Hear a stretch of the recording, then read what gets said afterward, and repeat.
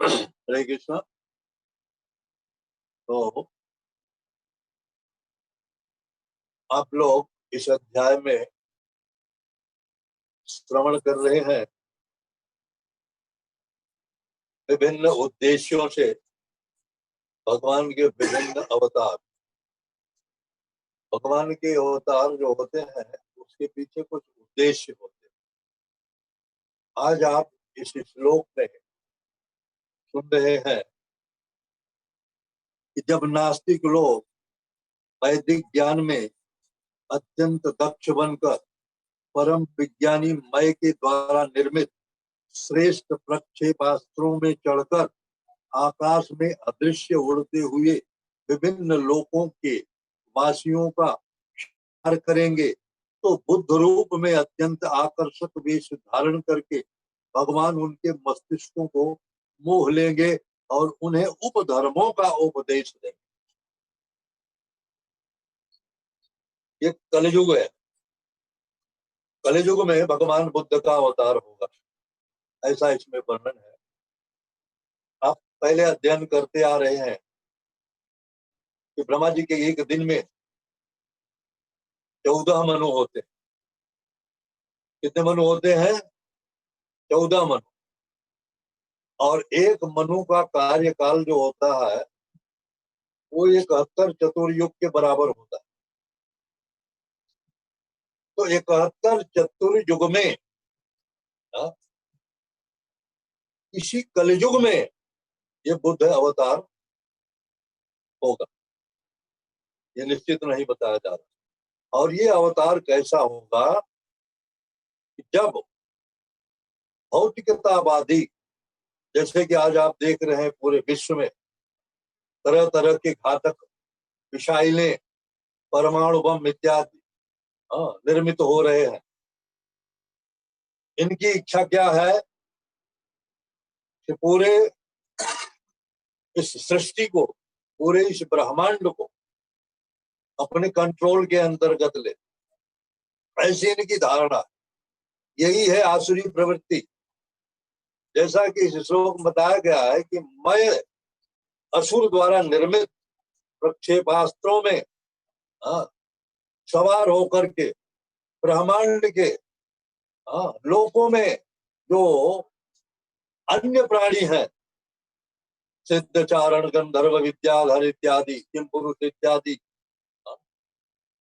उनका वध करने के लिए वो उद्यत होंगे। और ऐसी स्थिति जब आएगी तब भगवान बुद्ध के रूप में अवतरित। भगवान बुद्ध, ये भगवान बुद्ध जो है, जो आजकल जो लुम्बिनी में, मगध राज्य के लुम्बिनी में जो बुद्ध अवतरित हुए, उस बुद्ध से ये भिन्न है क्या? और ये ऐसे उपदेश देंगे नास्तिकों को, उनकी बुद्धि को मोहित कर ले। जैसा आपने देखा देवासुर संग्राम में, देवासुर संग्राम में जब असुरों ने अमृत का कलश झपट लिया धनवंतरी जी के हाथ से, तो भगवान ने क्या किया? मोहिनी रूप धारण किया। भगवान ने मोहिनी रूप धारण किया। उनके हाथ में कोई अस्त्र शस्त्र नहीं था। अपने रूप से उन्होंने असुरों को ऐसे मोहित किया कि असुर अपने आप सरेंडर हो गए। मोहिनी रूप भगवान को ही अपना निर्णायक मान लिया उन्होंने, और अमृत का कलश उनके हाथ में दे दिया और कहा कि आप ही वितरित कर दो। वो इतने मुग्ध हो गए थे मोहिनी रूप पर कि भगवान ने कहा कि देखो, मैं जो कुछ भी करूंगी तुम हस्तक्षेप नहीं करोगे। मोहिनी रूप भगवान कह रहे हैं कि मैं जो कुछ भी करूंगी तुम लोग उसमें हस्तक्षेप नहीं करोगे। असुरों ने कहा हम हस्तक्षेप नहीं करेंगे। वो सहमत हो गए। क्यों सहमत हो गए? उनका ध्यान उस मोहिनी रूप पर था, भगवान के। वो भूल गए थे अमृत का उपयोग किस लिए होना है। अमृत अमृत की उपयोगिता ही भूल गए थे, ऐसे भगवान ने मोहित किया। अब भगवान क्या कर रहे हैं, उनको मोहित करके देवताओं को अमृत बांट दिया और असुरों को पिला पिला दिया मदिरा। हाँ, तो भगवान की लीला है। भगवान यहाँ पर बुद्ध रूप में अवतरित होंगे और सुंदर वेश धारण करके वो प्रकट होंगे और इन असुरों को, जो आजकल के आसुरी स्वभाव के आप देख रहे हैं, भिन्न भिन्न देशों के जो सुपर पावर कहे जाने वाले हैं, ये सब असुर ही है। एक प्रकार तरह तरह के प्रक्षेपास्त्र बना बना करके अंतरिक्ष में भेज रहे हैं, भिन्न भिन्न लोगों को अपने अधिकार में लेना चाहते हैं। अब ज्यादा दिन नहीं है, यही स्थिति भगवान बुद्ध को अवतरित होने के लिए अवसर देती, भगवान बुद्ध को अवतार लेने का समय प्रदान करती, ये स्थिति ऐसी प्रकट होती है। इसमें भगवान बुद्ध अवतरित होते हैं और इनके बुद्धि को मोहित कर लेते हैं, तुम लोग जो कर रहे हो ये बहुत गलत। क्यों कि पाप कर्म है, ये हिंसा करना पाप है और हिंसा करने वाला जो है वो पाप कर्म से बच नहीं सकता है और उसके कर्म के फलस्वरूप उसे अधोगति प्राप्त होगी, अधोलोक में जाएगा। इसलिए भगवान उन्हें शिक्षा देंगे। ये आप लोगों का जो धर्म है, जो आप सोच रहे हो, ये गलत है और वास्तविकता ये है कि आप भगवान की शरण में आओ, भगवान की शरण में आओ, भगवान की भक्ति करो और भगवान की भक्ति करके अपने आप को आवागमन के चक्र से, अर्थात कर्म की जो श्रृंखला है जन्म मृत्यु का, उसको काट करके आप भगवत धाम जाओ। इस भौतिक शरीर को त्याग करके भगवत धाम जाओ। इस प्रकार का भगवत ज्ञान भगवान बुद्ध के रूप में प्रकट होकर के देते हैं। क्योंकि यहाँ बताया गया है, प्रभुपाद महाराज बता रहे हैं कि भगवान बुद्ध का अवतार तब होता है जब लोग अत्यधिक भौतिकतावादी हो जाते हैं और तब वो सामान्य धर्म का उपदेश देते हैं। ऐसी अहिंसा स्वयं में धर्म न होकर धार्मिक लोगों का महत्वपूर्ण गुण होती। आज तथाकथित लोग धार्मिक है, धर्म का पालन नहीं करते, ना तो धर्म के विषय में उनको ज्ञान ही है, किंतु वो धार्मिक कहलाते हैं। इस कलयुग में गोस्वामी तुलसीदास जी ने बहुत सुंदर वर्णन किया है कि वर्ण धर्म नहीं आश्रमचारी, श्रुति विरोध रत सब नर नारी। वर्ण धर्म और आश्रम सब खत्म हो जाएगा और लोग स्त्री पुरुष सब वैदिक शिक्षाओं के विपरीत चलेंगे। श्रुति विरोध रत सब नर नारी। मार्ग सोई जात जो भावा, पंडित सोई जो गाल बजावा। वही रास्ता अच्छा है जिसको जो अच्छा लगे। तो आज संसार में आप देख रहे हैं तरह तरह के पंथ हैं, तरह तरह के पंथ लोगों को भ्रमित कर रहे हैं, पथभ्रष्ट कर रहे हैं। कहते हैं सारे रास्ते एक ही जगह जाते, सारे रास्ते एक ही जगह कैसे जाएंगे, है कि नहीं। अब सारी ट्रेन जो है वो दिल्ली जाएगी ऐसा तो नहीं है, मुंबई से। कुछ कलकत्ता जाएगी, कुछ चेन्नई जाएगी, कुछ लखनऊ जाएगी, भिन्न भिन्न मार्ग है। तो ऐसा नहीं कह सकते तो सारे रास्ते भगवत धाम ले जाएंगे। भगवत धाम जाने के लिए निश्चित मार्ग है, वह है भक्ति मार्ग।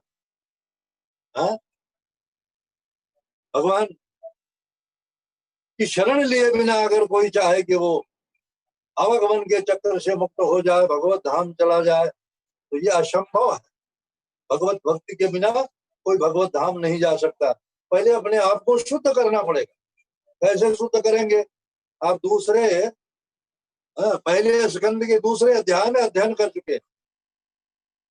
शृण्वताम स्वकथा कृष्ण पुण्य श्रवण कीर्तन। हृदयंतस्थ हे भद्राणी विधुनोति स्वहिताम। भगवान के कथा को, लीला को सुन करके आप अपने हृदय को शुद्ध कर सकते।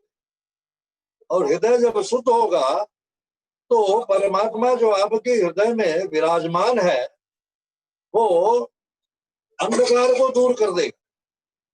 अपने अंदर जो हृदय के अंदर अज्ञान का अंधकार है उसे परमात्मा दूर कर देगा। और जब अंधकार दूर हो जाएगा तो सब कुछ स्पष्ट दिखने लगेगा। और सब कुछ स्पष्ट दिखने लगेगा तो क्या होगा? विद्यते हृदय ग्रंथि। हृदय में जो गांठ है किसकी? पदार्थ और आत्मा की। जीव अपने आप को पदार्थ मान के जो बैठा हुआ है, तो ये पदार्थ और आत्मा की गांठ जो है वो भिद जाएगी, कट जाएगी। विद्यते हृदय ग्रंथि छिद्यन्ते सर्व संशया। और सारे संशय जो अपने अंदर है, भगवान है कि नहीं है, ये शास्त्र सही है कि गलत है, ये तमाम तरह के संदेह लोगों के अंदर होते हैं, है कि नहीं? हमारे जो आचार्य गण हैं तो परंपरा से चले आ रहे ज्ञान को दे रहे हैं, लोगों को उस पर भी संदेह होने लगता है कि नहीं? और भगवान की लीला कथा को जब अच्छी तरह से श्रवण करते हैं, नाम का जप करते हैं, कीर्तन करते हैं, तो उनके अंदर परमात्मा ऐसी शक्ति उत्पन्न करते हैं, ये जो भ्रम है उनका वो दूर हो जाता है। विद्यते हृदय ग्रंथि छिद्यन्ते सर्व संशय। सारे संशय छिन्न भिन्न हो जाते हैं।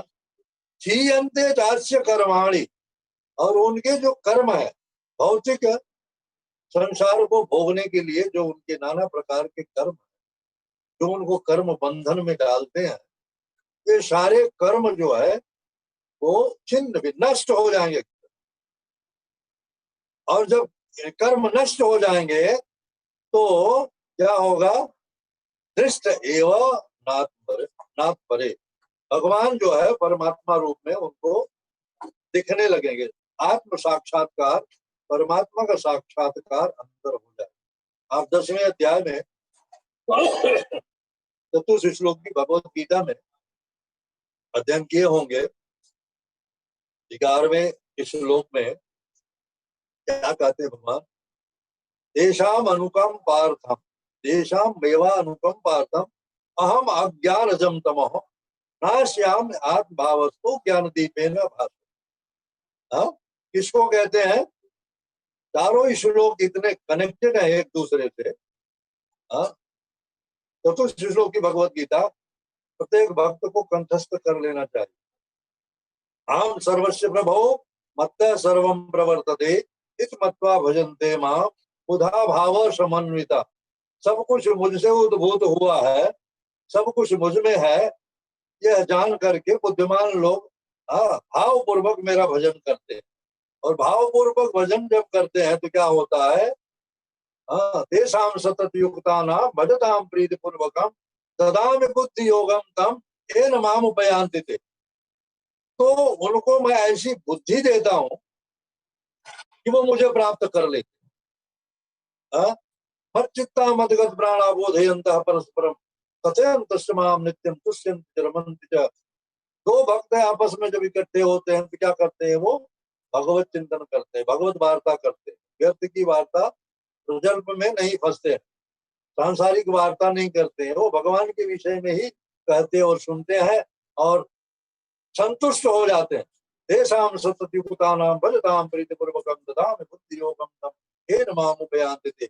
ऐसा करने से भगवान प्रसन्न होते हैं उनके ऊपर और उन्हें ऐसी बुद्धि देते हैं कि वो भगवान को प्राप्त कर लेते। तो जो सतत कीर्तन और जब करते भगवान की भक्ति में लगे हुए हैं तो भगवान कहते हैं उनके ऊपर मैं कृपा करता हूँ। तेषामेवां अनुकंपार्थम अहम अज्ञानजं तमः नाश्याम आत्मभावस्तु ज्ञानदीपेन भासते। अपनी अनुकंपा से, अपनी कृपा से मैं उनके हृदय में ज्ञान का दीपक जला देता।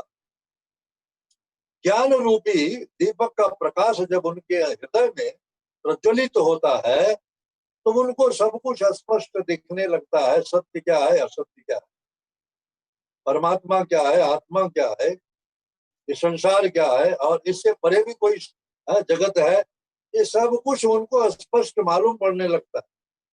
किंतु इसके लिए साधक को अभ्यास करना पड़ता है। बिना अभ्यास के ये संभव नहीं है। और अभ्यास क्या है? हरे कृष्णा कृष्णा कृष्णा हरे हरे, हरे राम राम राम हरे हरे।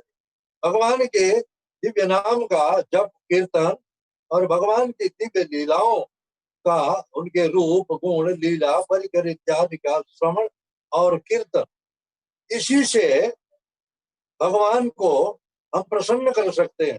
और भगवान के प्रसन्न हुए बिना हमारा जो ये आवागमन का चक्र है ये बंद नहीं हो सकता, क्योंकि हम कर्म करते ही जा रहे हैं और कर्म के फल बनते जा रहे हैं।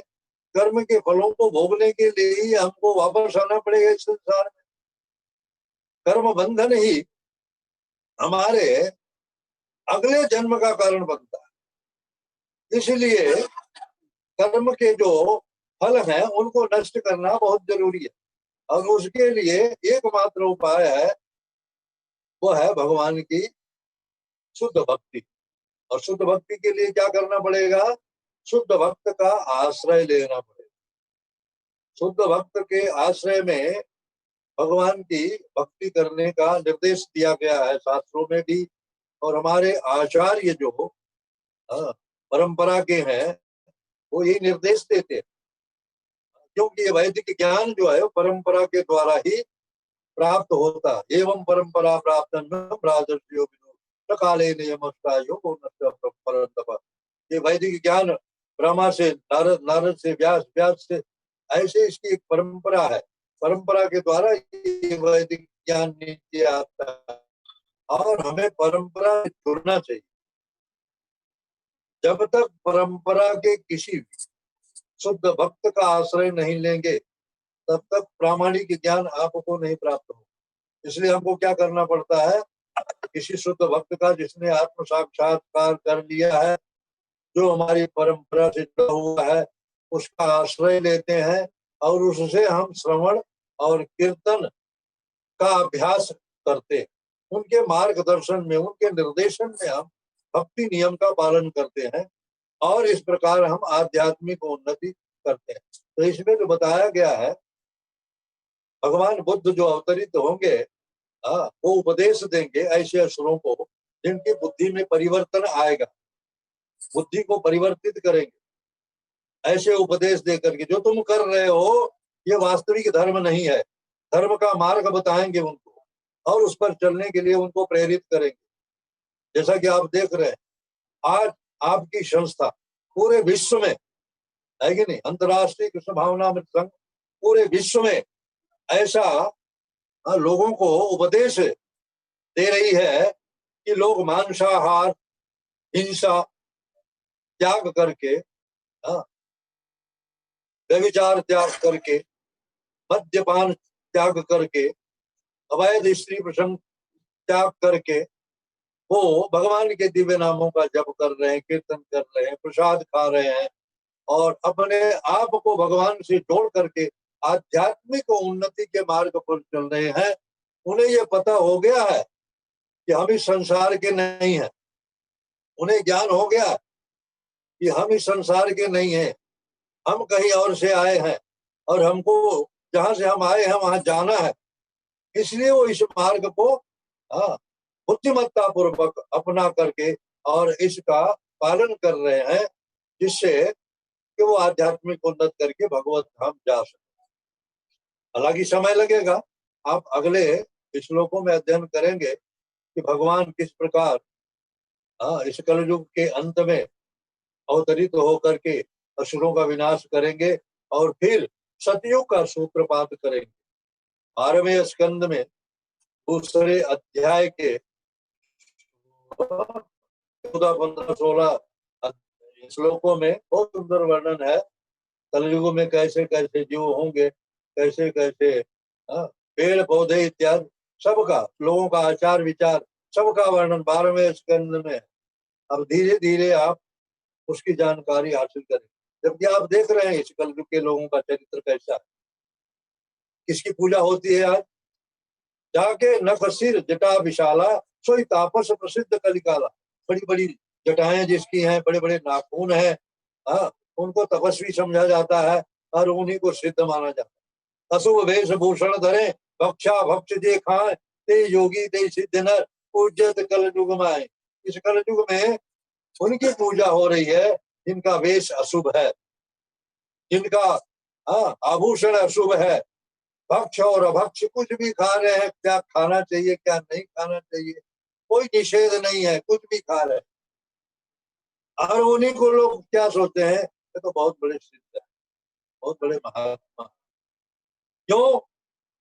क्योंकि उनको वास्तविक ज्ञान है ही नहीं, भ्रमित है।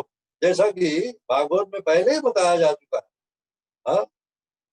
नैमिषारण्य में ऋषियों ने सूत जी से कहा, क्या कहा? मंदा सुमंद मतयो मंद भाग्य ही बद्धुता। इस कलयुग में लोग जो होंगे वो मंद भाग्य होंगे, अल्पायु होंगे, पथभ्रष्ट होंगे। इसलिए उनके उद्धार के लिए आप कुछ उपाय बताइए, कैसे हो? इसके लिए श्रीमद् भागवत जो है, इस ग्रंथ की रचना हुई है।